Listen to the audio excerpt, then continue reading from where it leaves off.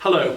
Continuing the restoration of the Denman organ, particularly from my point of view, the tonal restoration of the organ. I've got here on my bench middle C of the great Gamba, which we've made here in the workshop. The organ was changed in the 1970s by Jackson of Leeds, adding sharp mixtures. In this case, the sharp mixture was added instead, and the Gamba, original Gamba, was taken away. However, we were left with the case pipes of the Gamba, so I've been able to take the scales of the existing pipes and create a scale for the new Gamba. We weren't able to find a Gamba exactly the same, so we've had to take the scalings that we already have and almost make up what we think Denman would have done. On the choir organ, we're making a pierced Gamba, and so we need to make sure that the two of them are different. The pierced Gamba, our understanding is that the Gamba is slotted. Now this one's going to be slotted, but it's going to be treated in a different style. But we thought it would be interesting to show the pipe from its raw state to the pipe finished, so we're going to go through the whole voicing process.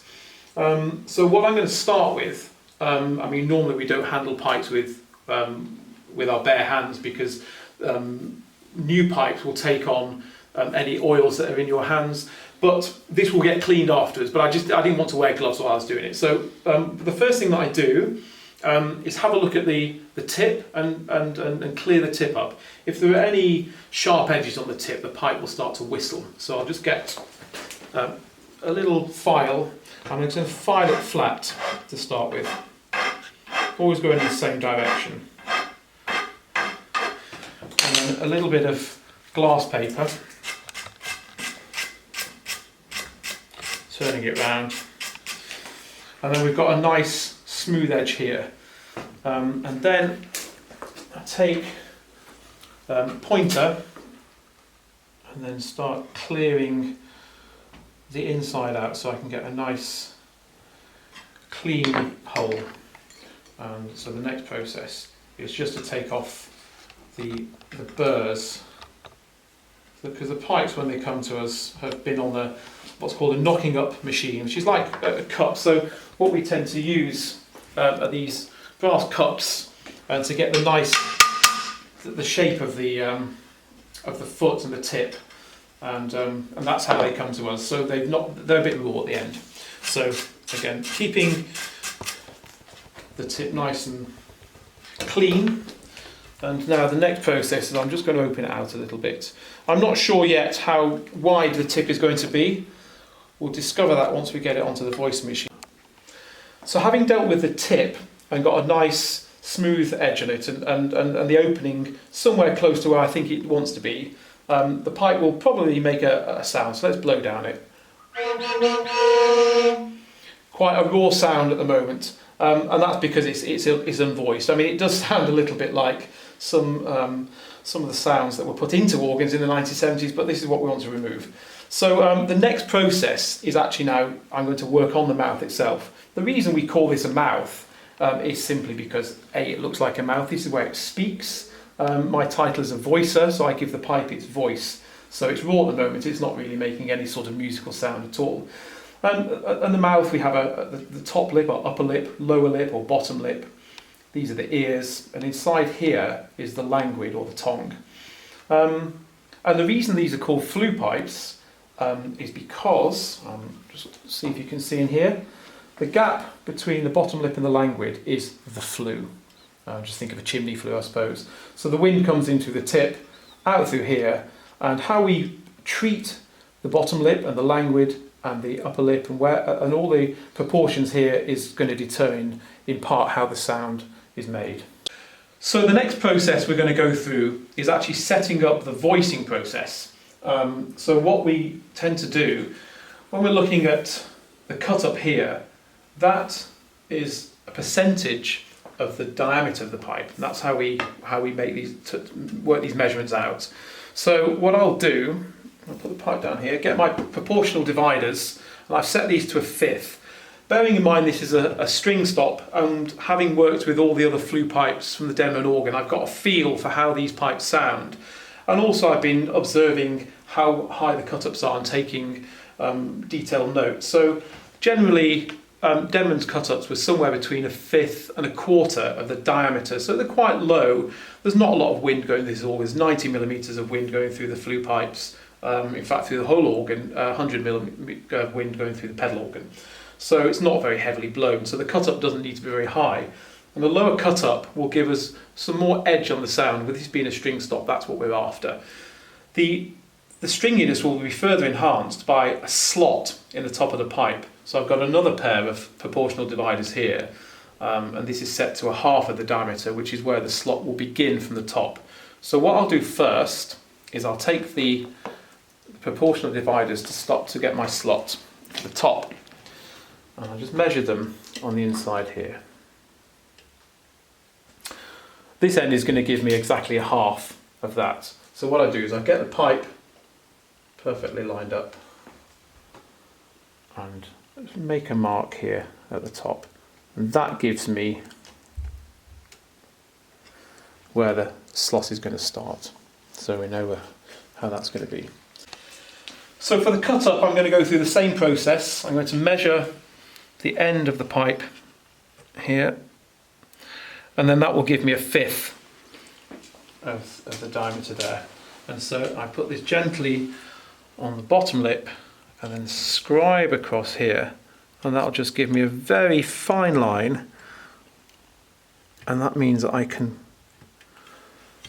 know exactly where I need to cut up to. That's my cut up point. For the slotting, I'm going to use a fifth slot as well. Because it's a string stop, the slot's going to give it some more harmonic interest, and it's going to give it that fizzy, stringy quality that we're after. This is the only string on the great organ. There's another string on the organ, it's a pierced gamba, it's on the choir, but we don't have quite a great coupler. Quite a lot of Victorian organs didn't, this being no exception.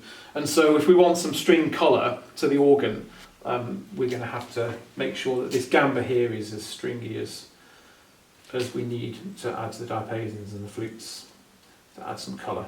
So all I'm doing is making little marks here, and again that will tell me how wide my slot's going to be. And they're nice and clear, so I've got the diameter from the top and I've got the width there. So and maybe what we'll do is we'll do the slotting process first. So normally the length of the slot will be about the length of the tuning slide, so I can take a mental picture in my mind where that's going to be, and there's a little bit of the spot in the spotted metal, and that's basically where I'm going to start from. So the first process is going to be cutting open here, so I've got somewhere to pull my slot up to. So now I'm just going to start opening up the slot. So I've got my saw here. I'm going to put a little bit of oil on there just to make sure that it doesn't slip, and then I'll line it up, and then I'm just going to cut from one end of the mark that I made to the other. It's not very wide, so I've got to be very careful about this.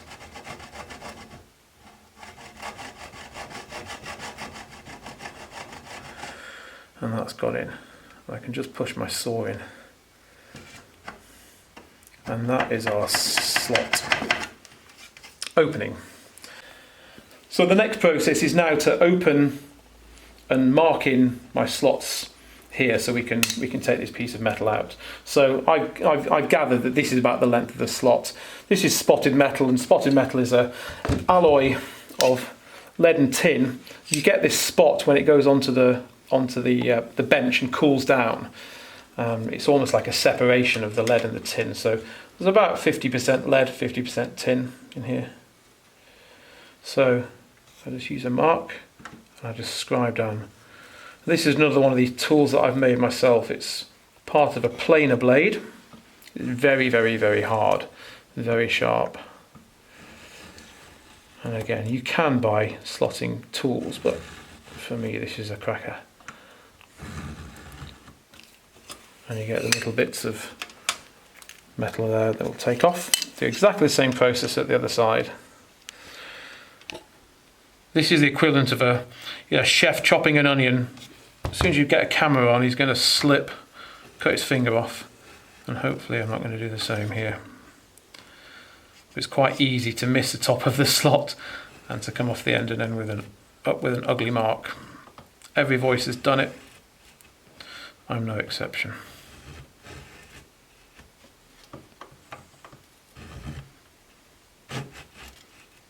And the importance of the oil on there is just shown because it will just stop a little bit if you don't keep it well lubricated. So I'll take that bit of swarf off there, as they call it. And now I'm going to take a nice sharp knife, again with some oil in, and I'm going to just start working this, and that should open up. Same thing here. And there we go. So the next process is just to saw off the end of this.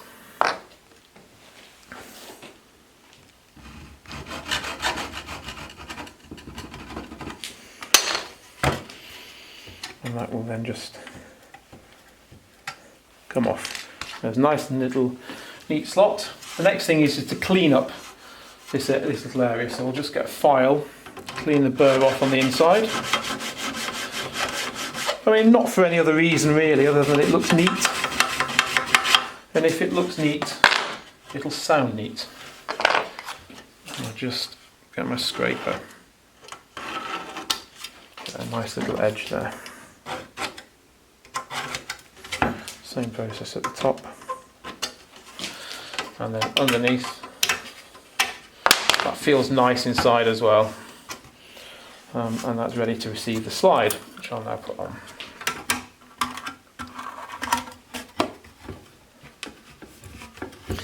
And we just line up the seam of the slide with the seam of the pipe. And that's the slotting process. So now I'm going to go on to the cut up and getting the pipe in some sort of shape ready to speak.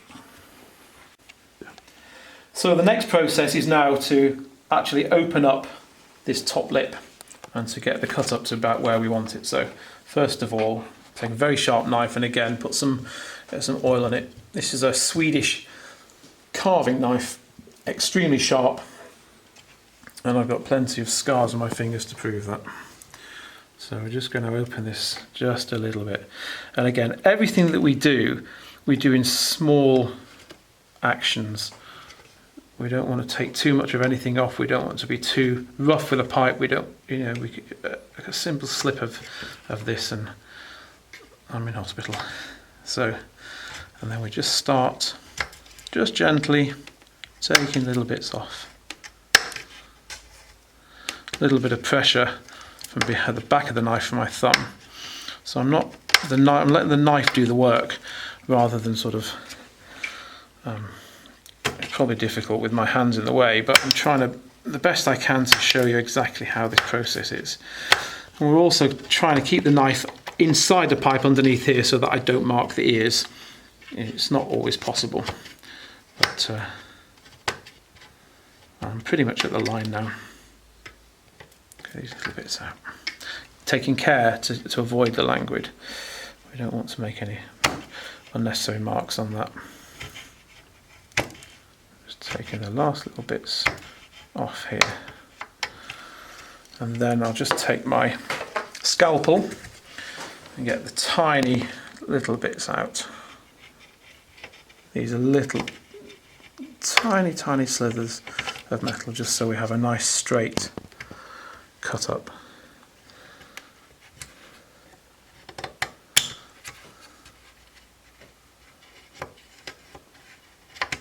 There we go. Okay, so I'll just get the bits out of there and just inspect it. And that's not looking too bad. I can see here there's a little bit more to come out, so I'll just keep working away at it until we've got it absolutely beautifully straight.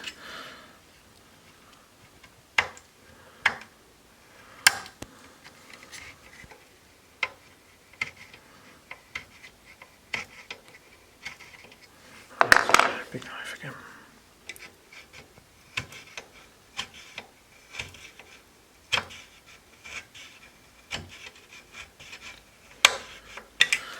There we are.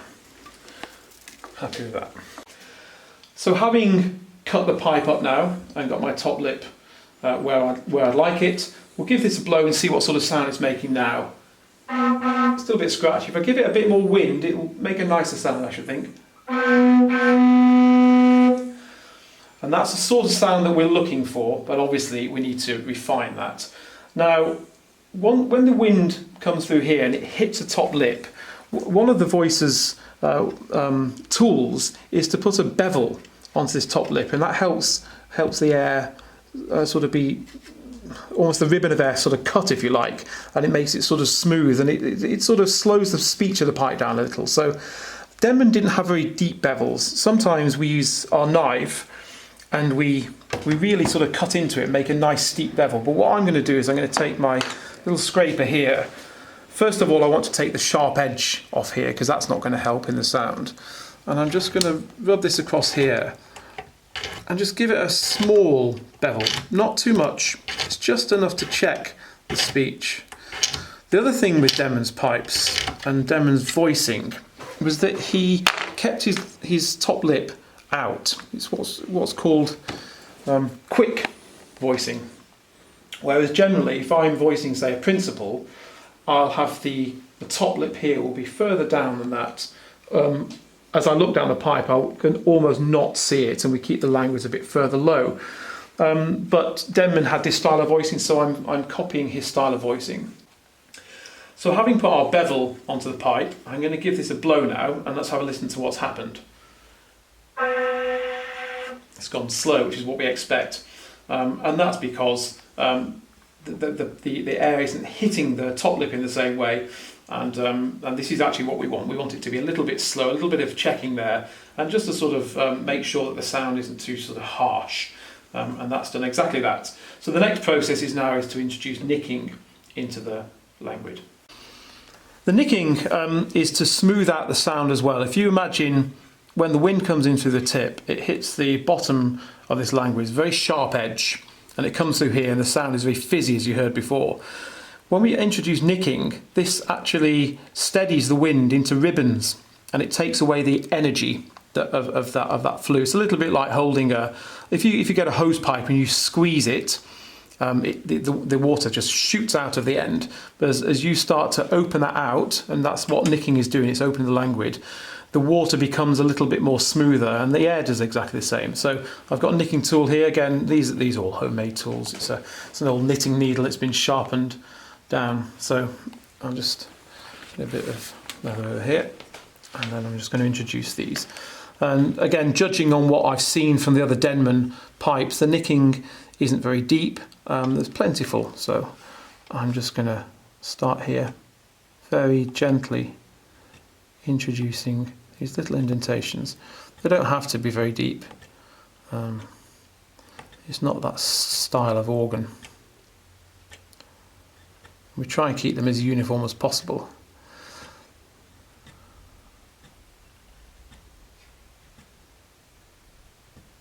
And that's done.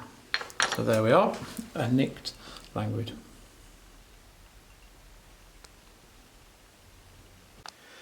So having introduced the nicks into the language, I'll give the pipe another blow, and let's see what sort of sound we're going to get from it now. So it's starting to make the sort of sound that we recognise as a gamba, but it's slow. I'm not sure whether you're able to see this. I'll try it again. You might be able to see how the air moves. You'll be able to see a little bit of condensation from my breath coming onto the top lip. Let's just see if you can pick that up.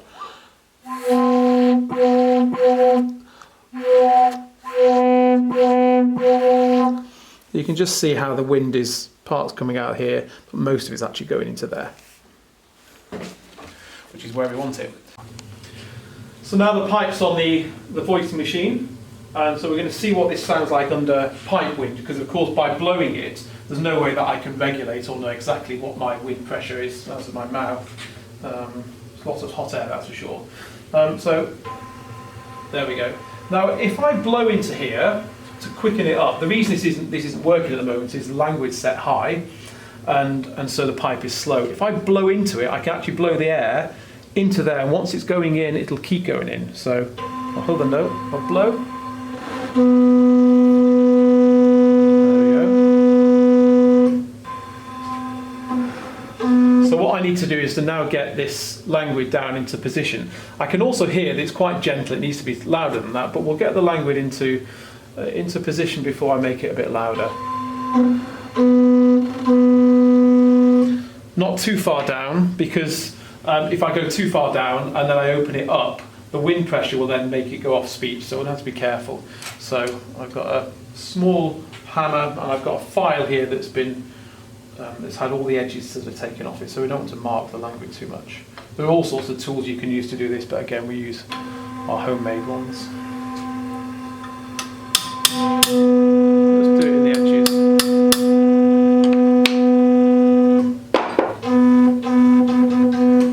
Now for a house organ that would be absolutely lovely.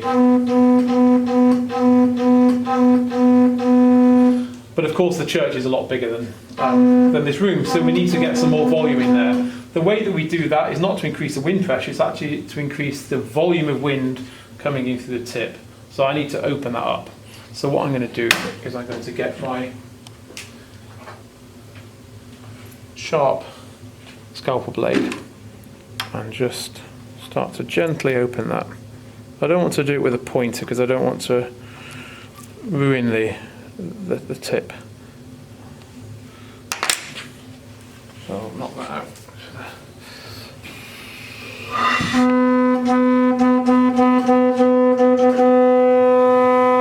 There we go. That's our note. It's a little bit slow. So having got the pipe sounding as we want to, it's still a little bit slow. We'll do a little bit more work here yet, but let's see if it goes into tune, which is the most important thing, of course. This is the pitch pipe for the grate. It's cone tuned, it's dead length, and so we put a slide on there, but it won't be used. And this just determines the pitch of the whole organ. Everything is tuned from that pipe.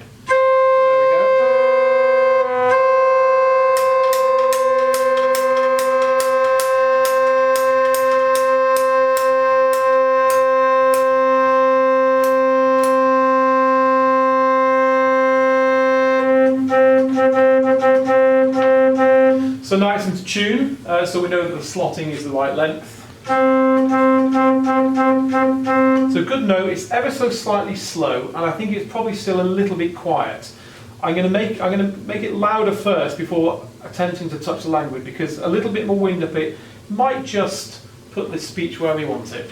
It doesn't want to be too quick. It's not an orchestral string. It's very much a chorus stop. So again, I'm just taking a tiny, tiny bit of material out of here, putting a nice bevel in there. Just feel the edge, because I don't want a sharp edge on there. A little bit more glass paper, just to take the edge off. Any sharp edges around here, you'll get a nasty whistle from the pipe, which we don't want. I'll give it a blow to check it's okay. That sounds good to me.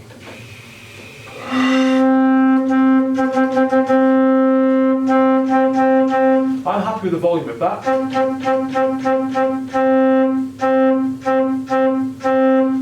And I might just quicken it up a fraction, but not much. It's just on the slow side of speaking. So,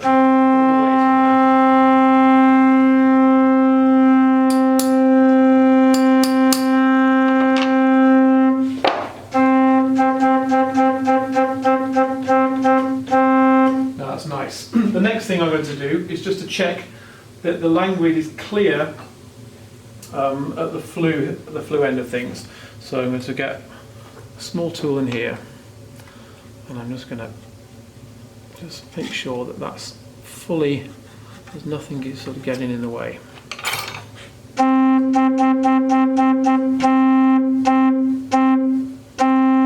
And it's still ever so slightly slow, so this time I'm going to knock the centre of the language down just a fraction.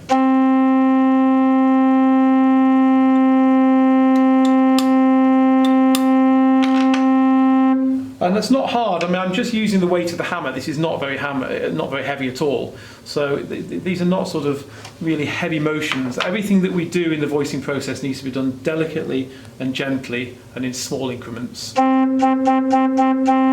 that sounds to me exactly how I'd like it to sound. And probably, we hope, as William Denman would like it to sound. We'll check the tuning once more. Because we've loudened it up and because it's cooled down, I'll just need to adjust that, of course. So I'll probably need to make it go a little sharper.